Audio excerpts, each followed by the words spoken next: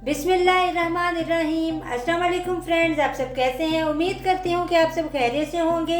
अल्लाह आपके इसमें बरकतें पैदा करे, आपको ढेरों खुशियाँ अता करे। आमीन सुम्मा आमीन। तो प्यारे प्यारे दोस्तों, आज मैं अपने किचन में बना रही हूँ मैदे के पराठे। तो बिल्कुल पूरी की तरह ये बनते हैं और रेस्टोरेंट से भी ज़्यादा मज़े के पराठे आप खुद घर पर बनाइए। तो चलिए रेसिपी स्टार्ट करते हैं। और सबसे पहले हम एक बर्तन में डालेंगे मैदा। 4 कप भर के इसके अंदर मैदा डालेंगे।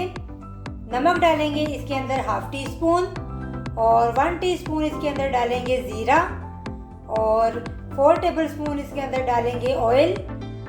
ऑयल की जगह आप घी का भी इस्तेमाल कर सकते हैं। अब इसको मिक्स करेंगे हाथों की मदद से और थोड़ा सा नीम गर्म पानी लेंगे। नीम गर्म पानी से हम इसको गूंदेंगे और थोड़ा थोड़ा करके आपने नीम गर्म पानी इसमें डालना है और इसको गूंदते जाना है। एकदम से आपने इसमें पानी ज़्यादा नहीं डालना, इस तरह से जो है आटा वो पतला हो जाएगा। तो इस बात का आपने ध्यान रखना है कि आटा ना ही ज़्यादा पतला हो ना ही ज़्यादा सख्त हो। तो इसको अच्छी तरह से हम हाथों की मदद से गूंद लेंगे। बहुत ही ज़बरदस्त आटा गूंद चुका है। अब हम इसको इकट्ठा कर देंगे और इसको कवर कर देंगे किसी भी रुमाल से या कपड़े से आधे घंटे के लिए। तो आधा घंटा इसको हो चुका है। अब हम इसके छोटे छोटे से पेड़े बना लेंगे।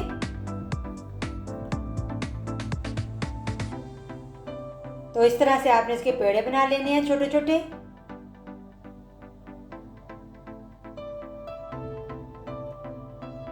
तो ये पेड़े बन चुके हैं। ये देखिए मैंने 4 पेड़े किए हैं, मज़ीद बन सकते थे लेकिन मैंने सिर्फ 4 पेड़े किए हैं। अब हम इनको बेल लेंगे।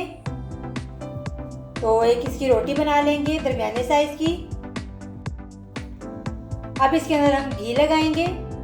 तो हाफ टी स्पून इसके अंदर मैं घी लगा रही हूँ। अच्छी तरह से इस पर घी लगा लेंगे। अगर आपके पास घी नहीं है तो आप ऑयल भी यूज़ कर सकते हैं।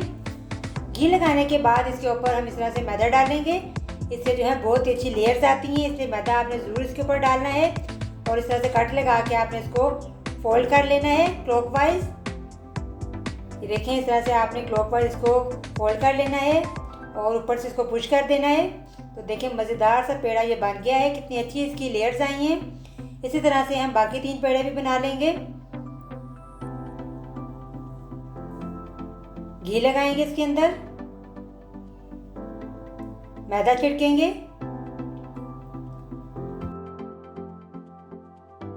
और कट लगाएंगे। कट लगाने के बाद हम इसको टर्न कर देंगे इस तरह से और ऊपर से इसको पुश करेंगे। बहुत ही ज़बरदस्ती ऐसी लेयर्स बनती हैं। तो ये बनाकर आप रख लीजिए और 10 मिनट के लिए इसको छोड़ दें। 10 मिनट के बाद हम इसको बेलेंगे। इस तरह से आपने रोटी को बेलना है, ना ही बहुत ज़्यादा इसको पतला करना है और ना ही बहुत ज़्यादा मोटा रखना है। आपने पतला रखने से जो इसकी लेयर्स हैं वो ख़त्म हो जाती हैं, इसलिए आपने इसको पतला ज़्यादा नहीं करना। तो ये देखिए इस तरह से हम इसको रोटियों को बेल के हम पका रहे हैं। तो इसको भी हम तवे पर डालेंगे और फिर इसके ऊपर हल्का सा घी लगाकर हम इसको पका लेंगे।